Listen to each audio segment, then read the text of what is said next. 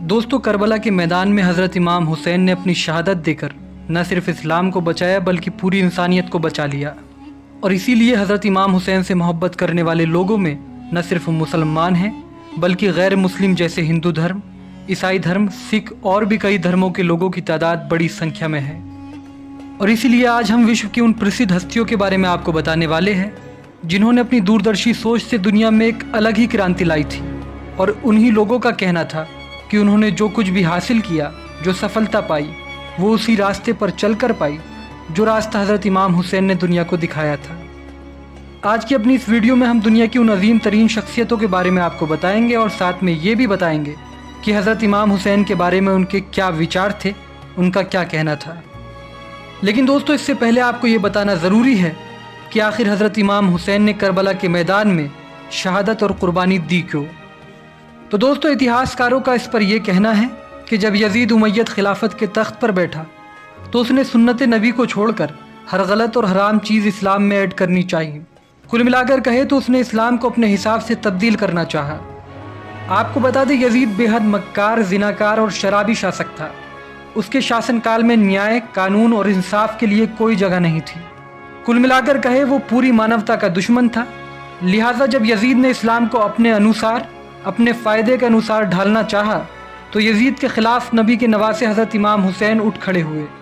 दूसरी तरफ यजीद चाहता था कि किसी भी तरह वो हज़रत इमाम हुसैन की बैत, यानी आम लफ्ज़ों में कहे तो उनका समर्थन हासिल कर ले। लेकिन हज़रत इमाम हुसैन ने यजीद की बैत से साफ इनकार कर दिया। अब यजीद के लिए ये बात तो साफ़ हो चुकी थी कि जब तक हज़रत इमाम हुसैन ज़िंदा है वो अपनी मनमानी नहीं कर सकता। अब यजीद के लिए सिर्फ दो ही रास्ते बचे थे। पहला रास्ता था या तो वो इमाम हुसैन की किसी भी तरह से बैत हासिल कर ले, या फिर दूसरा रास्ता था उनको कत्ल कर दे। इसके बाद यजीद ने अपना संदेश इमाम हुसैन तक भेजा और कहा कि ए हुसैन, या तो मेरी बैत कर लो या फिर अपना सर मुझे दे दो। तारीख़ में मिलता है कि हज़रत इमाम हुसैन ने यजीद की बैत से इनकार करके शहादत को चुना और 10 मुहर्रम सन 61 हिजरी को हज़रत इमाम हुसैन को उनके 72 साथियों के साथ करबला के मैदान में 3 दिन का भूखा प्यासा बेजुर्म ख़ता शहीद कर दिया गया। जानकार बताते हैं कि हज़रत इमाम हुसैन की इस शहादत ने यजीद के घमंड और गुरूर को तोड़ कर रख दिया और उसके अपने ही दरबार में उसके खिलाफ बगावत शुरू हो गई। कई इतिहासकारों ने तो यजीद को मानव इतिहास का पहला आतंकवादी तक करार दिया है। कहते हैं वाक़े करबला के बाद इमाम हुसैन के चाहने वालों की तादाद बढ़ने लगी और यजीद का नाम सिर्फ लानत बनकर रह गया। तो दोस्तों, ये तो था छोटा सा एक्सप्लेनेशन कि आखिर करबला के मैदान में हुआ क्या था और हज़रत इमाम हुसैन ने शहादत को क्यों चुना था। अब नज़र डाल लेते हैं इमाम हुसैन के उन गैर मुस्लिम चाहने वालों पर जिन्होंने इमाम हुसैन द्वारा दिखाए गए मानवता के रास्ते पर चलकर दुनिया भर में इनकलाब लाया था। उनका क्या कहना था हज़रत इमाम हुसैन को लेकर, आइए जानते हैं। दोस्तों, हज़रत इमाम हुसैन के चाहने वालों में एक नाम हिंदुस्तान के राष्ट्रपिता महात्मा गांधी का भी है। उन्होंने अहिंसा के रास्ते पर चलकर पूरी ब्रिटिश हुकूमत को हिलाकर रख दिया था। इतना ही नहीं, उन्होंने भारत को आज़ादी दिलाने में भी एक अहम रोल अदा किया था। कहते हैं अंग्रेज़ इतना हिटलर की गोली से नहीं डरते थे कि जितना महात्मा गांधी की सादगी और अहिंसा के रास्ते से डरते थे। लेकिन आपको जानकर शायद हैरानी होगी, खुद महात्मा गांधी ने कहा था कि मैंने अहिंसा का रास्ता और इसका उसूल हज़रत इमाम हुसैन से सीखा है। वो कहते थे कि भारत को कामयाब मुल्क बनने के लिए नक्शे हुसैन पर चलना होगा। अगर मेरे पास हुसैन के 72 सिपाहियों जैसी फौज होती तो मैं भारत को 24 घंटे में आज़ाद करा देता। दोस्तों, हज़रत इमाम हुसैन के चाहने वालों में एक और बड़ा नाम सिखों के महान गुरु संत गुरु नानक जी का भी है। आपको बता दें, एक बार गुरु नानक जी ने अपने मुरीद से कहा कि इमाम हुसैन का गम मनाया करो। मुरीद ने कहा, वो तो मुसलमानों के रहनुमा हैं। इस पर गुरु नानक जी बोले, मैं तुम्हारा गुरु हूँ, मैं तुम्हें हुक्म देता हूँ, जाओ अपनी बहन से विवाह कर लो। मुरीद ने कहा, ऐसा करने को मेरा ज़मीर इजाज़त नहीं देता।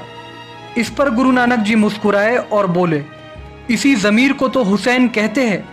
हुसैन सिर्फ मुसलमानों के नहीं बल्कि ज़मीर वालों के गुरु है।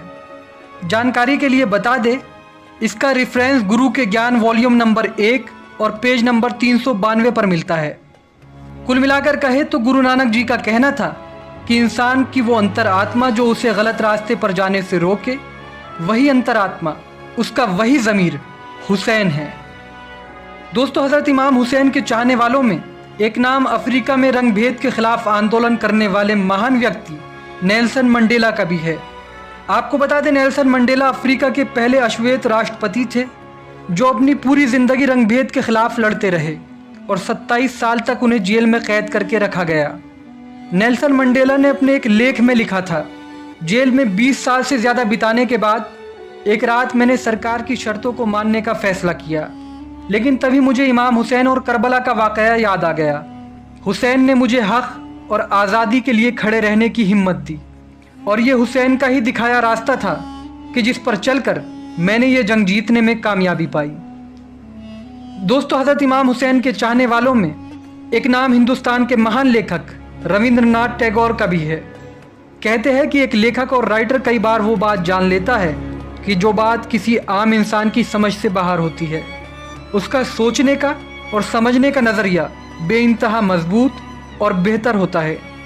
महान लेखक रविंद्रनाथ टैगोर हज़रत इमाम हुसैन के बारे में कहते हैं कि इस्लाम की बढ़ोतरी तलवार पर निर्भर नहीं करती, बल्कि ये तो हुसैन के बलिदान का एक नतीजा है, जो कि एक महान संत और महान शख्सियत थे।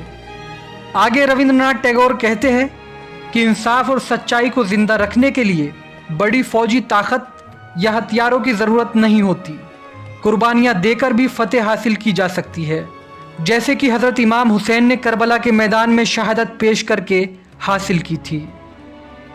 दोस्तों, इसके अलावा महान हिंदू संत स्वामी शंकराचार्य ने हज़रत इमाम हुसैन के बारे में कहा था कि ये इमाम हुसैन की कुर्बानियों का ही नतीजा है कि आज इस्लाम का नाम बाकी है, नहीं तो आज इस्लाम का नाम लेने वाला पूरी दुनिया में कोई नहीं होता।